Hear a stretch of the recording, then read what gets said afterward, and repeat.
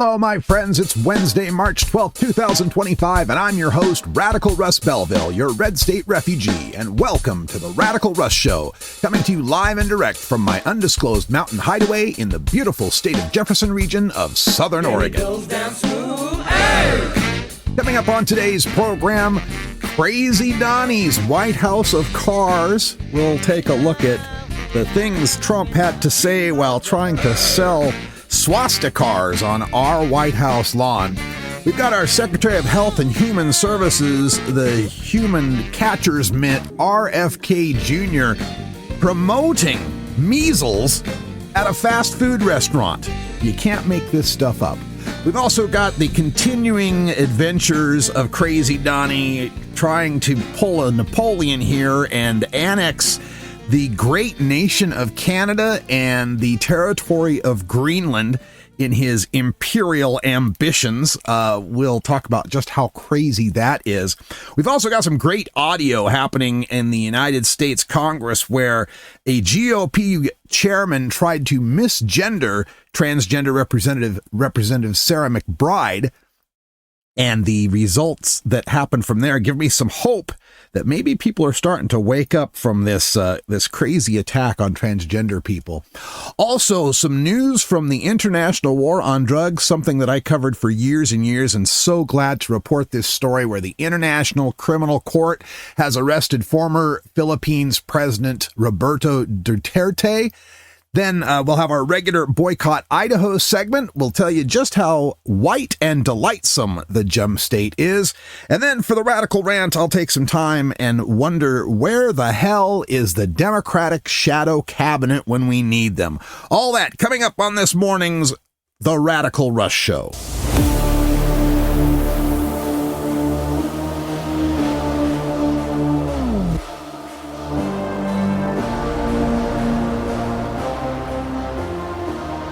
Start with this insane event that just took place at the White House where Elon Musk showed up with one of his swastikars, a Tesla car, and one of those incel Caminos, the Cybertruck. Brought them over to the White House lawn for Donald Trump to make a sales pitch to help poor Elon, because you understand the Tesla stock is tanking. I reported yesterday how the 52-week high was something like $480 a share, and now they're under like $230, $220. I haven't checked it this morning, but less than half of its value. And one of the scary statistics to come out of that is, we know that Elon Musk is the richest human being in the world, at least net worth on paper. A lot of that owes to his Tesla stock. And since that Tesla stock has been cratering, since the inauguration, it was reported that he's lost $100 billion in net worth. Now, the scary part is, after losing $100 billion in net worth, he is still the richest man on the planet. That gives you some idea what sort of crazy Gilded Age disparities we're living under here. This income inequality where kids are going without, lunches and people are dying from not having enough health care. But Elon Musk has billions and billions of dollars, mostly owing to taxpayer subsidies of his companies like Tesla, like SpaceX, like Starlink. But I digress. He's lost $100 billion. And so part of the problem is that people are beginning to protest at these Tesla dealerships. Been seeing a lot of reports coming out where people are just gathering at the Tesla dealerships, putting up their swastikar signs and don't support fascism. It's getting so bad that the Tesla owners are starting to put stickers on their car. I bought this before Elon went crazy. Don't blame me. Well, no, sorry. You bought the swastikar. You get everything that comes with it. So Donald Trump decides he has to step in here and help his boy because, he bought him an election and everything. So he brought some Teslas to the White House lawn and gave a little press briefing there. And there's a photo going around that shows Trump with the notes in his hand of, what the Teslas cost. And if you order now, we can get you whatever percent, like a damn commercial script. How far we've fallen now that the White House lawn is now Crazy Donnie's used car lot. It's just so embarrassing that he has to try to prop up his buddy here.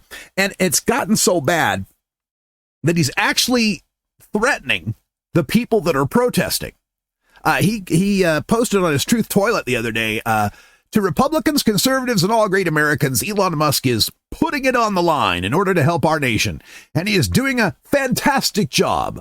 But the radical left lunatics, as they often do, are trying to illegally and collusively boycott Tesla, one of the world's great automakers and Elon's baby, in order to attack and do harm to Elon and everything he stands for. Notice the framing, that trying to illegally and collusively boycott Tesla. As if there's a law out there that requires us to buy Teslas. As if there's not a First Amendment to the Constitution that provides us our right to free speech, our right to peaceably assemble, and our right to petition our government for a redress of grievances.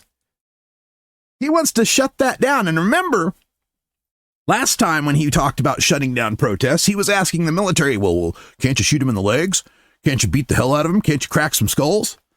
And the military officials at the time, like, no, Mr. President, because, Constitution, law, basic human decency.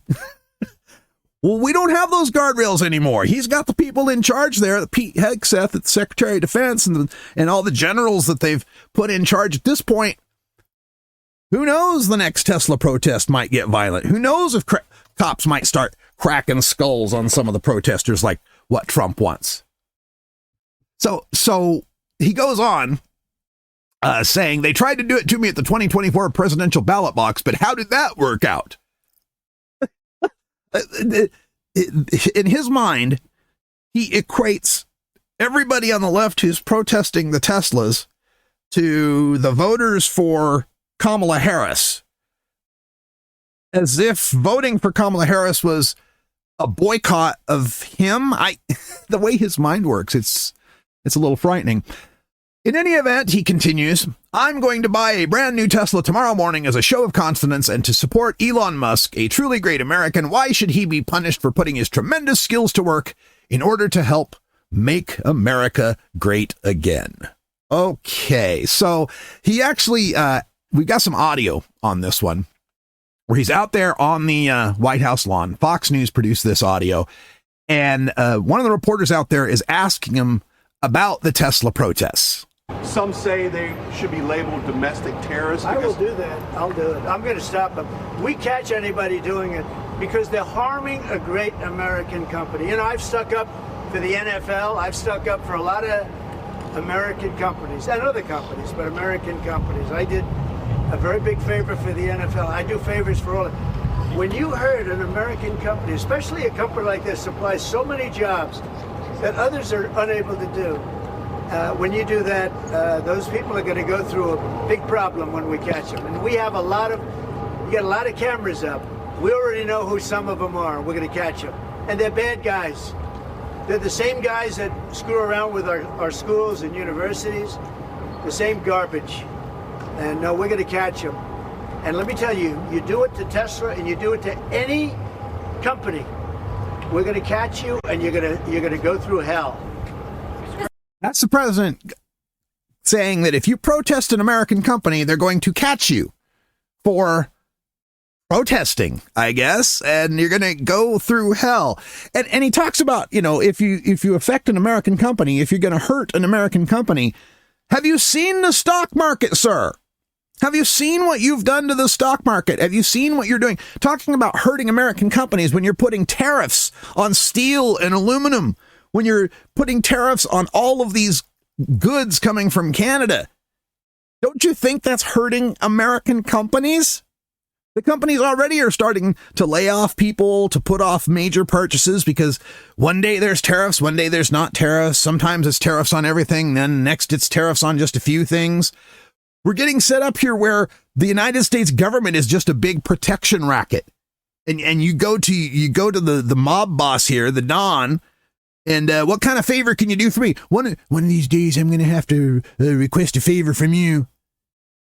and try to get your company some sort of carve out of these insane mercurial tariffs that appear and disappear at a whim. The only person out there harming American companies right now is you, Donnie, the used car salesman. And oh my, how things have changed when it comes to Donald Trump and his appreciation of Tesla and electric vehicles. Why? Pepperidge Farm remembers just, what was it, 2022, 2.5 years ago, when Trump was posting on his Truth Toilet, quote, "When Elon Musk came to the White House asking me for help on all his many subsidized projects, whether it's electric cars that don't drive long enough, driverless cars that crash, or rocket ships to nowhere, without which subsidies he'd be worthless, and telling me how he was a big Trump fan and Republican, I could have said, drop to your knees and beg, and he would have done it." Well, how the tables have turned. Who's dropping to their knees now in service of Elon Musk?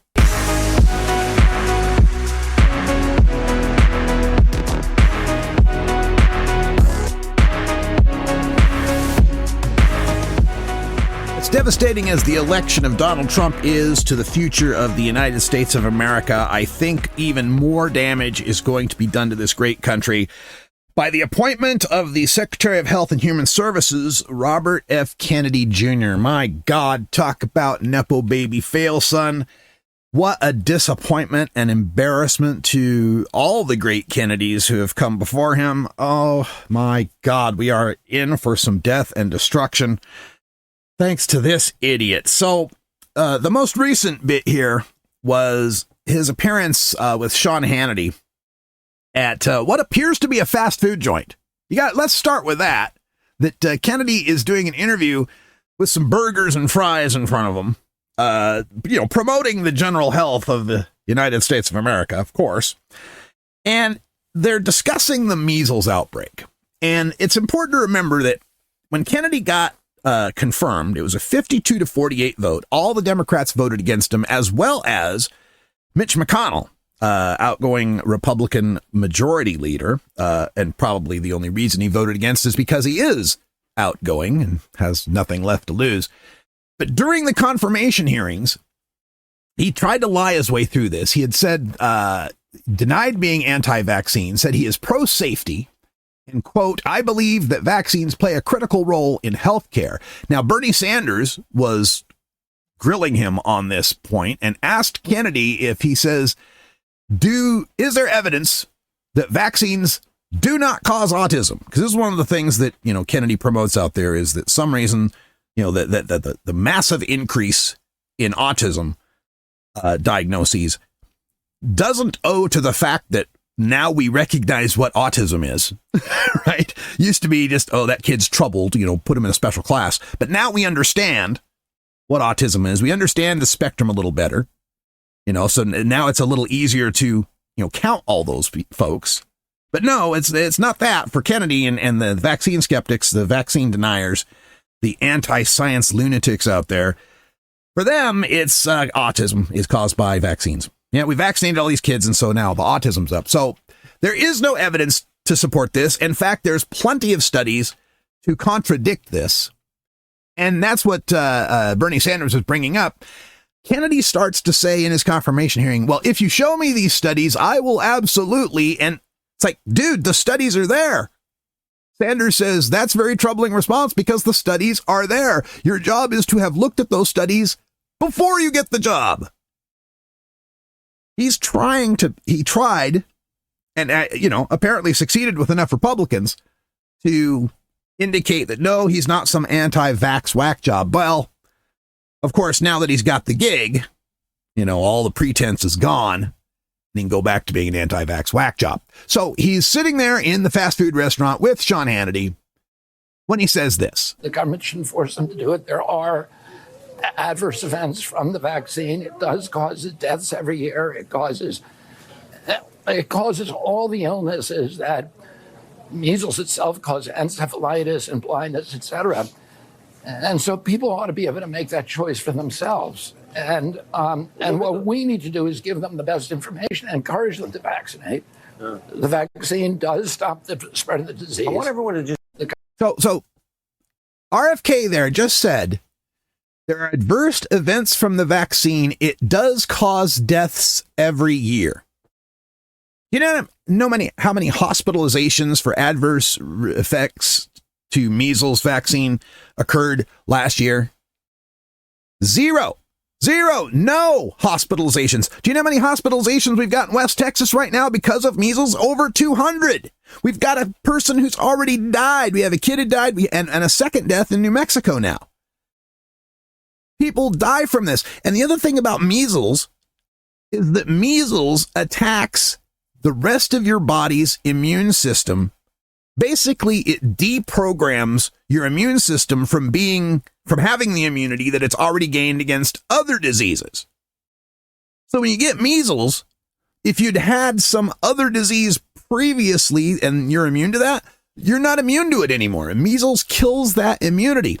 And measles is the most communicable disease we've got. It's like something like an R25, which is like, what that means is any person that gets that disease, the average number of people they're going to infect is like 25 people. Most things like the cold or the flu or whatever, the number is like 1.2, 1.6, something like that, right? Even Ebola doesn't infect as many people as measles does. It's the most communicable disease there is. It does not cause deaths every year. People are not dying from the measles vaccine. And the measles vaccine does not cause the illnesses that measles causes, does not cause encephalitis. These anti-vax nut jobs are just in this cult-like state where it really comes down to conspiracy thinking. The government's out to kill me. The government's secretly out to kill me. They want to kill us all. The government wants to kill us all, and here's their secret way you're going to do it. They're going to force us to take injections that'll kill us all. And normally, I'm the kind of person who's all about bodily sovereignty, right? I'm all about, if you want an abortion, you should be able to get it. If you want to alter your body in some way, you should be free to do so. You want to take steroids, you want to take drugs, your body, have at it. Until it affects other people, right? You want to snort coke and do PCP in your house? Great. Have at it. Enjoy yourself. Keep some naloxone handy. But if you're going to go do that out in the street and start wilding out and freaking people out, no, that's not cool, right? It's perfectly fine if you want to have an abortion, but it's not perfectly fine if you want to force someone else to have one or not have one. Okay? So I'm cool with bodily integrity when it's your choice that doesn't affect others. But your choice to vaccinate or not vaccinate affects others. There's such a thing as herd immunity. You got to get like 95% of the people vaccinated because some people cannot be vaccinated. They cannot. Compromised immune systems, other medical conditions, they can't get vaccinated. So the rest of us have to. So that disease isn't running rampant and then affects the people who can't be vaccinated. But now the vaccination rates in these places like West Texas where the measles are running rampant is like down to 82%. It's just so amazing to me that we came up with the greatest scientific breakthrough in human history. We managed to actually defeat the only predators out there that can seriously affect us. Viruses, germs, bacteria. There are no other apex predators to go after us. All the predators we face are microscopic, and we found a way to defeat them. Measles was eradicated in this country as of 2000. Now, anti-vax nut jobs like RFK helped bring it back. He got hundreds killed in Samoa because of promoting this anti-vax nonsense. Let me give you another one of these. There's another quote from RFK Jr. there at the fast food restaurant. If you get it used to be when you and I were kids, everybody got measles. And measles gave you lifetime protection against measles infection. The vaccine doesn't do that. The vaccine is effective for some people for life, but many people, it wanes.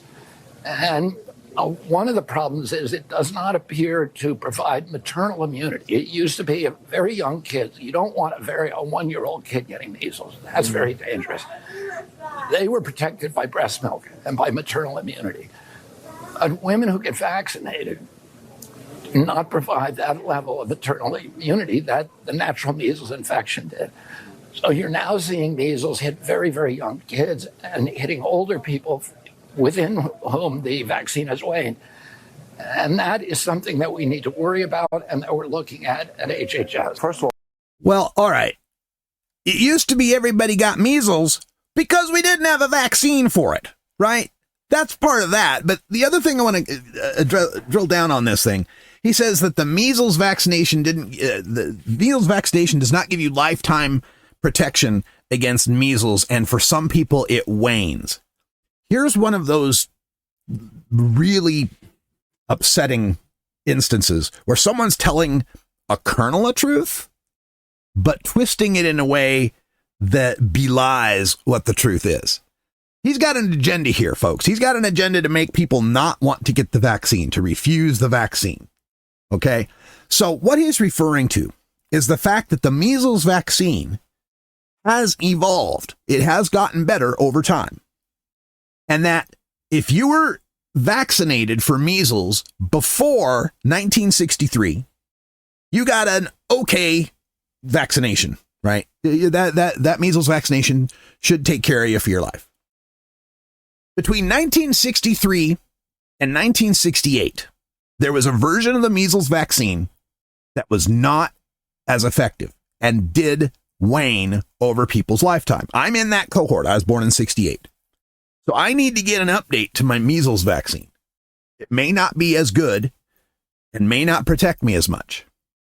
But after 1968, everybody that's been vaccinated since then has gotten a wonderful measles vaccine that does last for a lifetime. So there's a kernel of truth there. Yes, if you got vaccinated between 63 and 68, if you're older Gen X, if you're in the Jen Jones region, you know, me, Kamala Harris and such, if you're in that area of age, late 50s, you should go get an update to your measles vaccine. That does not mean all measles vaccines have a problem. Okay? And the other thing we have is this idea that young children were protected by maternal immunity through breast milk meant that the mom had to get measles at some point. So he's trying to promote this idea that it's just okay for people to go out and get measles so they can build a natural immunity to measles. Never mind the fact that when you get the measles, it can cost you your hearing. It can cost you your immunity to other diseases. It can even kill you. I'm just the level of evil that we are dealing with now, trying to get people to refuse the greatest scientific breakthrough in human history, is one of the most disturbing parts of this terrible dark age that we're living through.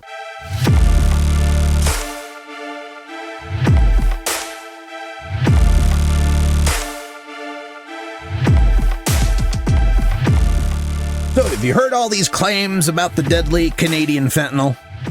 Oh, you haven't? Yeah. So the latest thing that the orange Mussolini is promoting is that we've got this terrible flow of fentanyl coming across the border, killing Americans from Canada. Trump was out the other day saying that he's seen video of secret Canadian fentanyl labs that the Canadian police know about but aren't taking down. And this deadly Canadian fentanyl is pouring across the border to kill Americans. Well, everybody that studies this, and this is a subject, again, that I have some experience in, having reported on the drug war for over 15 years, the idea that there's a massive amount of fentanyl coming from Canada is ludicrous. Certainly, far more drugs come from the United States and pour into Canada than any amount of drugs coming from Canada into the United States. Anybody with any real knowledge of this situation, from law enforcement, from the pharmaceutical industry, from the recovery industry, rehabs, all of that, will tell you this is complete bullshit. There is no massive wave of fentanyl coming from Canada. Just like Saddam Hussein did not try to secure Yellowcake uranium from Niger. For my older listeners out there who lived through the George W. Bush administration, the beginning of my radio career in the 2000s, you remember as we were trying to gin up support for invading a country that had nothing to do with 9/11? 15 of 19 of the hijackers of the planes that crashed into the Twin Towers and the Pentagon in Shanksville, Pennsylvania, 15 and 19 of them were Saudis. There was massive support that we could find from the Saudi government. So, of course, we went after Iraq and Saddam Hussein. Yeah, and at the time, people were a little skeptical of that, saying, Saddam Hussein, he didn't have nothing to do with 9/11. So we had to invent the Yellowcake uranium. Remember Secretary of State Colin Powell in front of the UN with his little vial, Yellowcake uranium coming from Iraq. And that was the drumbeat to war. That's what led us to invading Iraq, shock and awe, 4 years, 4,000 troops dying, mission accomplished. A disaster of foreign policy we're still dealing with the repercussions of. And that is exactly what Trump is trying to do here with Canada and fentanyl. He's trying to gin up enough public support for his crazy imperial ambition of annexing Canada. Here's the latest he had to say out there while he was doing Crazy Donnie's used cars. They asked him about this. Here's what he had to say. By the way, when you take away that artificial line that looks like it was done with a ruler, yeah. And that's what it was. Some guy sat there years ago and they said, rah. Well, when you take away that and you look at that beautiful formation of Canada and the United States, there is no place anywhere in the world that looks like that. It's plus Greenland, plus Greenland. And then if you add Greenland, that's even. That's pretty. It's gonna look beautiful. It's going to look beautiful, the Newsmax talking head answers. It was done by a ruler. Yeah, the 49th parallel. It was between the English and the United States, and there were treaties. And yeah, we set up the line that demarcates one country from another. That's how it works. That's how it works is guys draw lines and they determine whose borders are whose. You know, like Ukraine has its own borders too, right?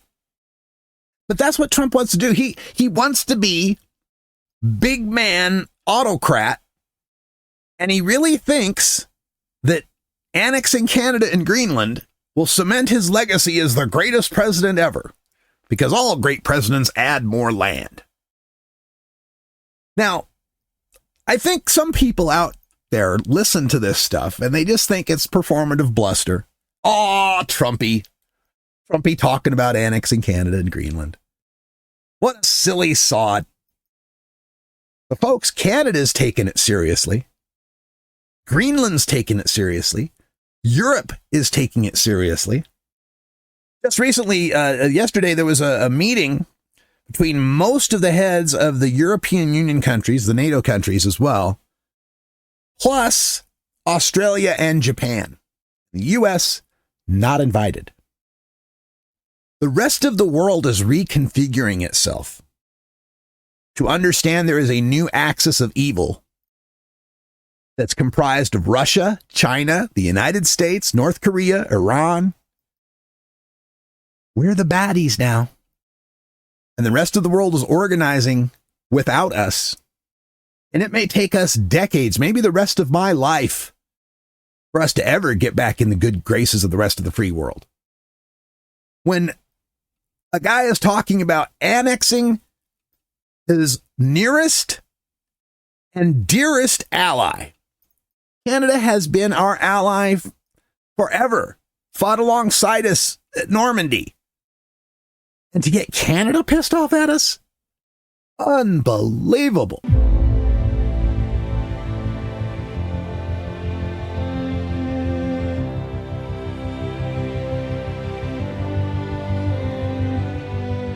I've got some amazing audio for you from a recent hearing that featured Representative Sarah McBride. And if you don't know, Representative Sarah McBride is representative from Delaware, and she is the first openly transgender representative in the United States Congress. Now, as you know, the Republicans are on a crusade against all gender nonconforming people. They just can't stand to have a world where there's anything but male, female, boy, girl, masculine, feminine. They can't deal with any shades of gray, any difference in that. So Sarah McBride threatens them because, you know, she is articulate, intelligent, and confident in herself. So she's testifying at this committee hearing, being chaired by Texas Republican Keith Self. And, you know, the House has been given directive through Mike Johnson having to do with, you know, people have to use the restroom that matches their birth sex, and we're going to refer everyone by their birth sex. So Keith Self, the Texas Republican chairing this, intentionally misgenders Sarah McBride in this hearing. And listen to the response from the ranking Democrat to this disrespect. As the representative from Delaware, Mr. McBride. Thank you, Madam Chair. Ranking Member Keating, also wonderful. Mr. Chairman, could you repeat your introduction again, please? Yes, we have set the standard on the floor of the House, and I'm simply... What is that standard, Mr. Chairman? Would you repeat what you just said when you introduced a duly elected representative from the United States of America? Please. I will. The representative from Delaware, Mr. McBride. Mr. Chairman, you are out of order. Mr. Chairman, have you no decency? I've come to know you a little bit, but this is not decent. We will continue this You hearing. will not continue it with me unless you introduce a duly elected representative the right way. This hearing is adjourned. I'm going to take my ball and go home. How dare you make me have to treat someone with respect? Good for you, Mr. Keating, for standing up for Representative McBride. And when it comes to this misgendering thing, again, have you no decency is the perfect response to this, because here's the thing with this. Regardless what you think about transgender people, whether you think there is such a thing as transgender, whether or not you think they really are who they say they are, even if you don't think that, there is the basic respect of calling someone what they want to be called. When Cassius Clay, heavyweight champion of the world, adopted the Muslim faith and changed his name to Muhammad Ali, there were still sportscasters out there, this is back in the 60s, early 70s, who would purposefully misname him. They would purposefully call him Cassius Clay, rather than his new adopted name of Muhammad Ali. Doing so out of purposeful disrespect. Now, I'm not Muslim. Hell, I'm not religious. I think they're all wacky. All the religions are wacky to one degree or another. I think belief in God is silly. But I'm still going to call him Muhammad Ali because he's a human freaking being, and that's what he decides he wants to be called. I have to call Reverend Al Sharpton Reverend, even if I don't necessarily revere him. I have to call Keith Self a representative, even though what he stands for does not represent me in any way whatsoever. How difficult is it to be able to refer to Sarah McBride as Ms. McBride? It actually takes more effort to go out of your way to say Mr. McBride. The level of disrespect from these Republicans for the people who are the most affected, the most disrespected people these days, goes to show you the evil, the rot, the corruption at the heart of this party. It's a party now bereft of ideas, bankrupt of concepts, just all built on this fomenting of hate for the other.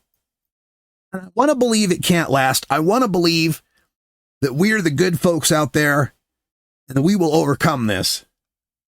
And it's finally nice to see one of the Democratic representatives standing up like this so forcefully. Thank you, Mr. Keating.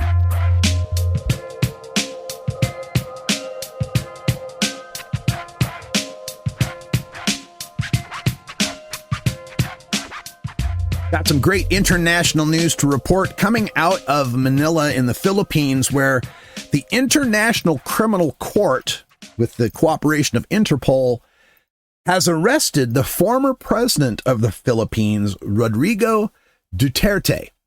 Now, Duterte come to my attention throughout my career reporting on the war on drugs because he was the most hardline drug warrior in the world, of as far as I could tell.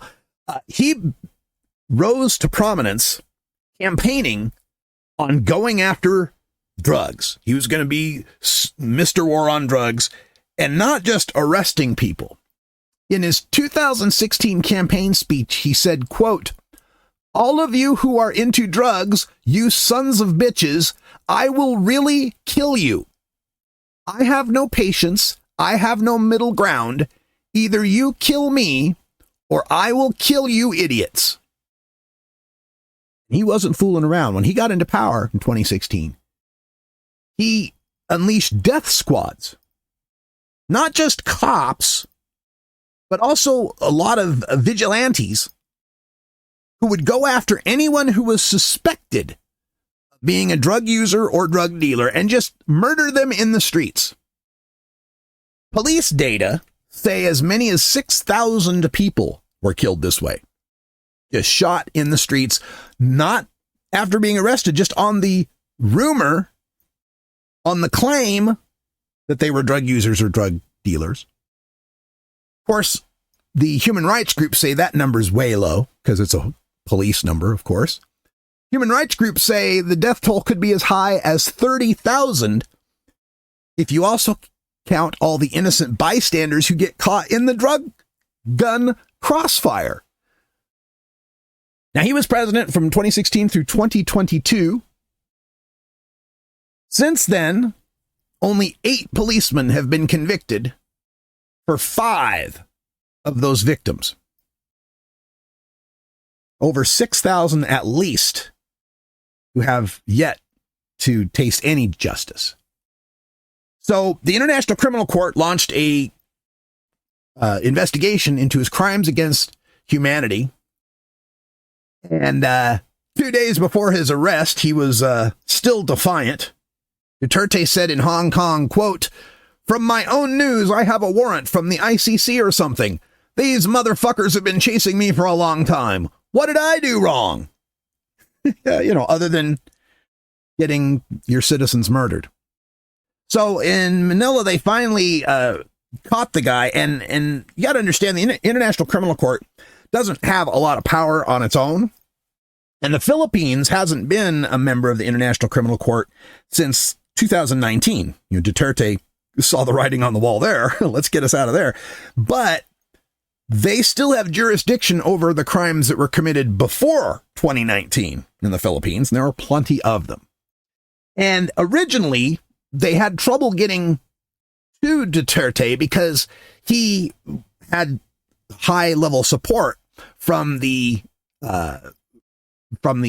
former president's family, Fernando Marcos. Remember Imelda Marcos, Fernando Marcos?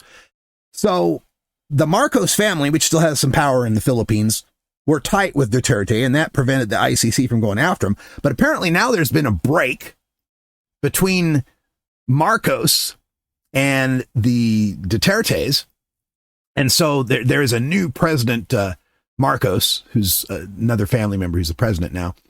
And now that they're not all chummy, that new president went ahead and accepted Interpol's request to come to Manila and arrest Duterte. So good to see some criminals, international criminals, are finally going to taste some justice.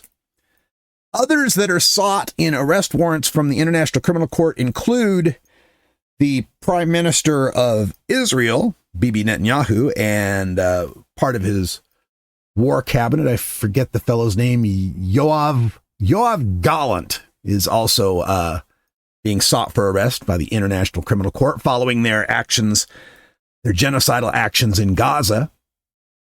But Israel and the United States are not members of the International Criminal Court. They've also got warrants out for Russian President Vladimir Putin over his invasion of Ukraine. But they failed to arrest him when he visited Mongolia, which is an International Criminal Court member. Russia is not. Neither is the United States or Israel. Interesting how those countries don't want to be held to account by international law, huh?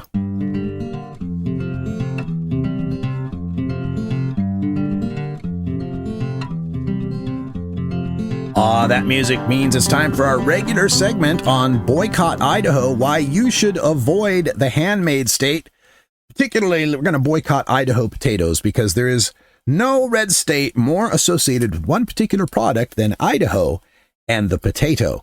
They even brag about it on their license plates. So if you're out there thinking about getting a baked potato or some French fries, think of something else. Maybe onion rings or a nice salad. Anyway, for today's Boycott Idaho segment, I want to talk about how Idaho is white and delightsome. And for those of you not in the know, that's a specific phrase from Mormon theology. White and delightsome. You may not know, but Idaho is the second most Mormon state in the United States after, of course, Utah. A high concentration of members of the LDS Church, which didn't until 1978 recognize Black people to be eligible for their priesthood. Yeah, in Mormon theology, for the longest time, they believed that black skin was the mark of Cain, was a mark of evil, and because of that sin, Black people couldn't ascend to the priesthood in the Mormon Church, and that lasted through the Civil Rights Movement, and then as it got into the 1970s, made them realize they didn't look so good to the public for banning Black people from the priesthood, especially as you're trying to do missionary work and going across to places that are a little browner. So in 1978, the president of the Mormon Church had a revelation. God had come down and said, hey, that whole Mark of Cain thing, that doesn't apply anymore. Black people are okay. Had nothing to do with, pressure from society or anything. It was a divine revelation. Well, anyway, this mindset of white and delightsome pervades the state of Idaho, which is, to this day, one of the whitest states in the United States. In the state of Idaho, the entire Black population of a state of 2 million people, just topped 2 million people recently, the entire Black population of the state of Idaho would not fill all the seats in Boise State University's basketball arena. That's right. Boise State's basketball arena, the largest basketball arena in the state of Idaho, will seat 13,390 people. And there are 12,700 Black people in the state of Idaho. 12,700, right? Idaho is not a great place for Black people, and I don't blame them. First of all, one of the ways you can tell that Idaho's got this little race problem is their half-assed approach to Martin Luther King Day. Now, back in the 80s, there was the big push to designate a holiday for Dr. King, and it got adopted state by state by state. And there was a lot of attention to a couple of states that were the last two states to adopt it, which was Arizona and New Hampshire. And there was a famous Public Enemy song, By the Time I Get to Arizona, which was about, the state of Arizona being racist and not want to adopt the Martin Luther King holiday. But throughout all of that, what got missed is how Idaho half-assed it. Idaho was the 47th state to recognize the Dr. Martin Luther King Jr. holiday, but they gave it a special name. They call it Martin Luther King Jr. Idaho Human Rights Day. It's kind of the all holidays matter way of celebrating Dr. King, right? Yes, it's Dr. Martin Luther King Day, who fought for black people's civil rights, but also we stand for all people's human rights as well. All human rights. So that just gives you some idea what we're dealing with here. And it's the kind of place where if you're a black person walking down the street, someone might just drive by and yell racial slurs at you. Last year, they had the women's basketball tournament, you know, the March Madness, right? College basketball. And so there were games up there in Spokane and in northern Idaho, Spokane, Washington, and northern Idaho right across from it. And there was a report from NPR that police in Coeur d'Alene, Idaho, and the FBI are investigating after a team in the NCAA women's basketball tournament said they were racially harassed while staying in the city. This was in Coeur d'Alene. These were members of the University of Utah women's team.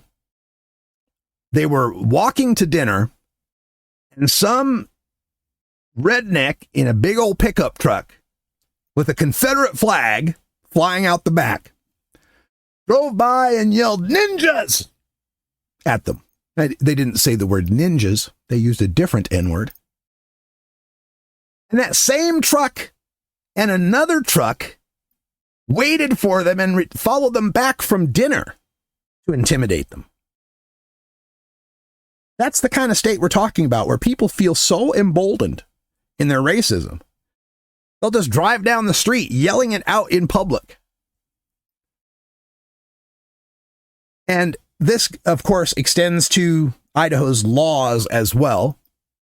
Idaho, by law, rejects the concepts of diversity, equity, and inclusion, aka DEI, at all public colleges, which means that applicants to institutions of higher learning, Boise State University, University of Idaho, and so on, the academic institutions cannot ask about a prospective student's race, sex, ethnicity, or sexual orientation, or any of their views on the subjects of social justice. So, by not asking, by not figuring out who's applying that's white or black or Mexican or gay, if you don't have those statistics, you can't keep track of whether or not those people are being discriminated against, whether or not those people are being represented in the classroom at levels commensurate with their level of population. It's the old Trump trick. Hey, if we just don't count the COVID deaths, no one will know how many COVID deaths there are. They've also banned in Idaho, they've passed a law banning the teaching of critical race theory in Idaho schools, which is pretty much not ever taught in any school except maybe in some upper level classes in a criminal justice major. Critical race theory, if you don't know what it actually is the examination of systemic racism, of how our systems have embedded in them a racism that's not necessarily an explicit racism, but acts as a racism. So it's a high level concept. It's really deep in the weeds when we're talking about criminal justice and government and organizing society. It's not something that's being taught to third graders. But the way it's been sold on Fox is to say that critical race theory is to tell white people they're bad and racist. That's what they think critical race theory is telling white people they're bad racists. So forget about making any studies in the universities there about how racism affects our systems. And the racism isn't limited to just black folks. I should point out that while Idaho only has 12,000 black people, it does have a whole lot of Hispanic and Native American people, especially up in northern Idaho where the Nez Perce lived. And there was a story came out a few months ago. This was up in the northern Idaho town of Kendrick. And reported by the Moscow Pullman Daily News. They were having a candidates forum where the Republican, his name is Dan Foreman, having this town hall meeting, and then Trish Carter Goodhart was the Democratic candidate. Okay, so I'll read you from the report. Trish Carter Goodhart, a Democratic House candidate for Seat A in the district, said in a news release that after a question was asked about discrimination and whether it exists in Idaho, she said that, quote, just because someone hasn't personally experienced discrimination doesn't mean it's not happening. Racism and discrimination are real issues here in Idaho, as anyone familiar with our state's history knows, end quote. That's where Dan Foreman reportedly responded back to Carter Goodhart, quote, I'm so sick and tired of this liberal bullshit. Why don't you go back to where you came from? Why don't you go back to where you came from, Trish Carter Goodhart, who was born and raised in northern Idaho as a member of the Nez Perce tribe? Northern Idaho is where she comes from, long before the Foreman family ever set foot in North America.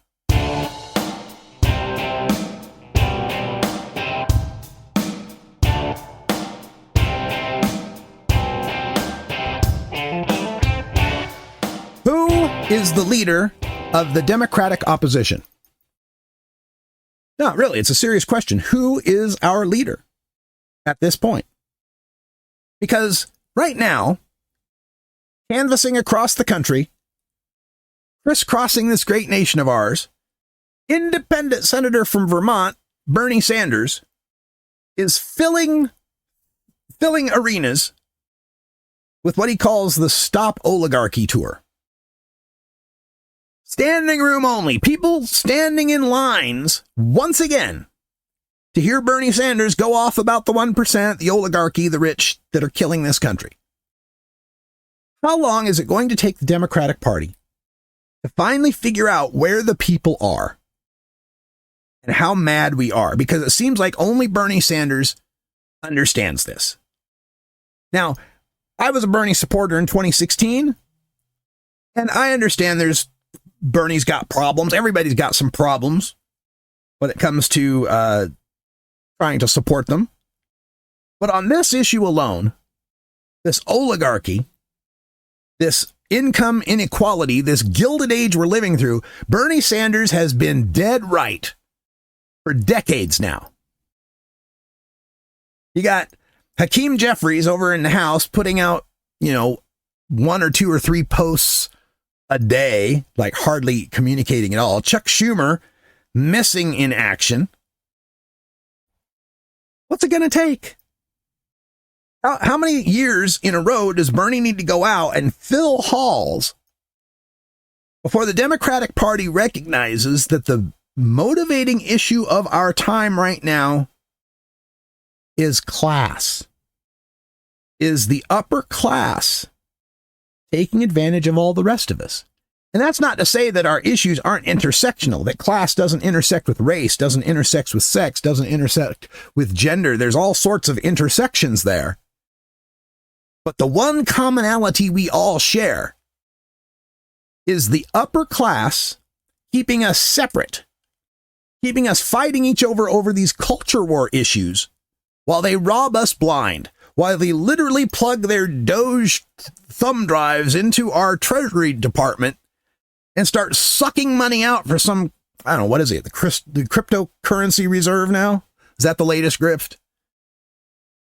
We need to have a Democratic shadow cabinet. We need to have a Democratic Party that organizes as if they were in power and responds on a daily basis to the litany of idiocy and insanity coming out of the various organs of the White House.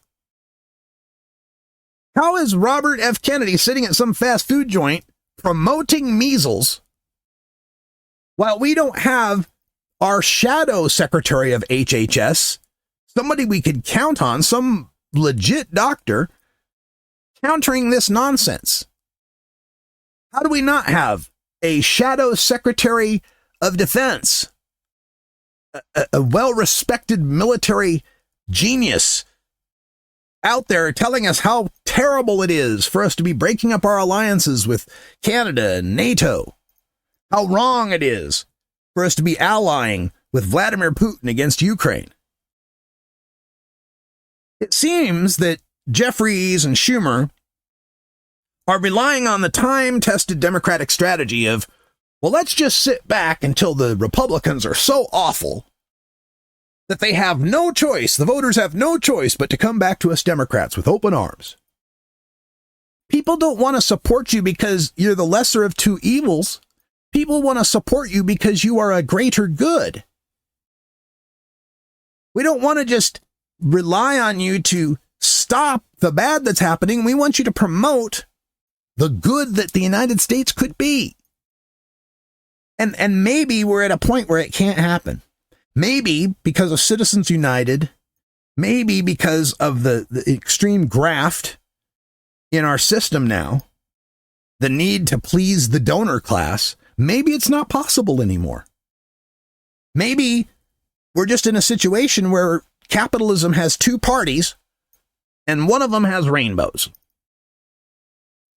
Because we really need now somebody to be standing up for the little people, standing up for the small business owners, standing up for labor, standing up for the disabled, standing up for the seniors, and somebody that means it. Somebody that's willing to actually break things, start massive protests, have massive boycotts. And already the people are trying to show you the way, Democrats. We're self-organizing at Tesla dealerships. We have to go to protest Tesla to protest our government at this point. There is such a vacuum right now waiting for a strong leader to step up and marshal the forces of the United States, the people and their need for good leadership, for wise leadership.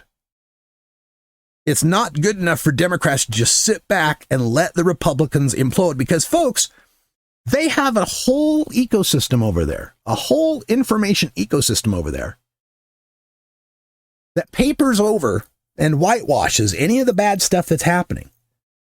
They've got a whole George Orwell 1984 don't believe your eyes network system of blogs and podcasts and websites and think tanks and TV shows and cable networks that are fully brainwashing about 35% of our country. We got nothing like that on our side. We've got no coordination of messaging to counter what's going on. People aren't going to naturally figure this. This is one of the things I used to have to deal with when I was dealing with marijuana legalization, is the people who believed, well, if we just show them the facts, science, reason, and logic, they'll come over to our side. They won't. If fact, science, reason, and logic won the day, Democrats would have an unbroken streak of presidencies dating back to the 40s. And we don't. Fact, science, reason, and logic don't always win the day. They can be supportive of your campaign, but your campaign needs to be aspirational. Your campaign needs to be storytelling. Your campaign needs to cast heroes and villains, good and evil. And the fact that the Republicans can still, in poll after poll, be considered more trustworthy on the economy, just to pick one subject out there. Poll after poll always shows that the Republicans are more trusted on the economy. When throughout my entire life, every Republican administration has fucked up the economy. Reagan had the Reagan recession. H.W. Bush, the S&L scandals. George W. Bush, the Great Recession, the economic collapse. And of course, Trump. With what's happening now, the stock market's falling, 401ks are dying, eggs are $8 a dozen. Every time a Republican gets in office, the economy craters. Every time a Democrat follows them, they fix the economy. And yet, in poll after poll, Republicans are more trusted on the economy. So obviously, fact, science, reason, and logic aren't working there. What is working? A steady drumbeat from Fox News that tells them Democrats are tax and spend liberals. Democrats are spending money to $8 million to research transgender mice. Democrats are wasting your money on this and that and the other thing. We don't have anything like that. And I think for years what happened was Democrats kind of coasted because the culture is kind of on the Democratic side. You know, Hollywood and popular entertainment. And the news used to be at least somewhat neutral. And so they kind of coasted. Well, we don't need to. They got their silly little Fox network and their silly little websites over there, but we've got the New York Times and the Washington Post and ABC News. And how's that working out? Washington Post, now owned by Jeff Bezos, specifically banning any opinions in the paper that don't toe the libertarian line. The New York Times openly cheerleading, framing their headlines, framing their stories in a positive light for Trump. Posted on this whole idea of the liberal media when the media never was very liberal in the first place. And now it's been co-opted by the right, and you got no media. Time that changed. It's time Democrats got serious about changing it. And it goes down smooth. Hey!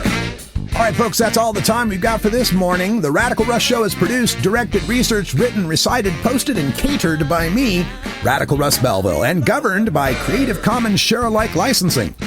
My main theme is We Love the Herb by Herbal Nation, and interstitial music is by freestockmusic.com and by VTEMO, courtesy of freetouse.com/music. You can contact me by email at radicalruss@gmail.com. Call my message line at 877-RUSS-420. That's 877-877-420.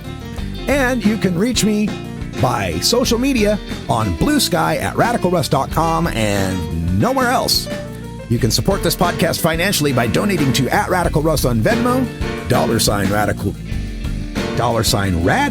on Cash App. Make sure you get that right. Or via PayPal on my website at radicalruss.com. Get this podcast on Spotify, Apple Music, my website, or wherever you get your podcasts. Thanks for listening, and until next time, take care of each other. You plant it, you grow